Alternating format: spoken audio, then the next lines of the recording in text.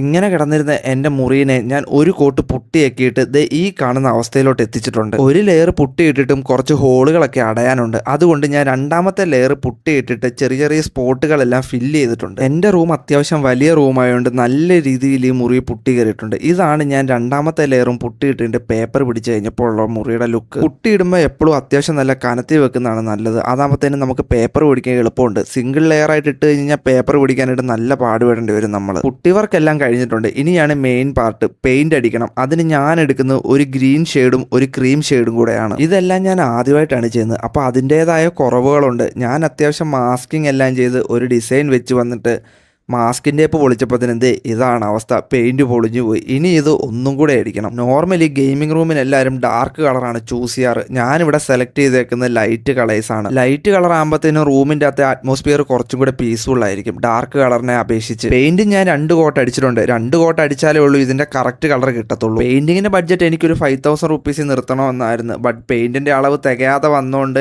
Around ഒരു 6000 അടുത്തായി paint മാത്രം. ഞാൻ ഏഷ്യൻ പെയിൻറ്റ്സിൻ്റെ റോയാലെ എന്ന് പറയുന്ന പെയിൻ്റാണ് യൂസ് ചെയ്തേക്കുന്നത് ഇവിടെ അടിക്കാനായിട്ട്. ഇതാണ് പെയിൻറ്റിങ്ങിൻ്റെ ഫൈനൽ ഔട്ട്പുട്ട്. ഇനിയുള്ളത് റൂമിലെ ആംബിയൻസ് റെഡിയാക്കാനായിട്ട് കുറച്ച് ഫോട്ടോ ഫ്രെയിംസും ലൈറ്റ്സും അതെല്ലാം ഒന്ന് അറേഞ്ച് ചെയ്യണം. ഇനി അടുത്ത അപ്ഡേറ്റ് ആയിട്ട് അടുത്ത വീഡിയോയിൽ കാണാം. അപ്പോൾ ശരി, ബൈ.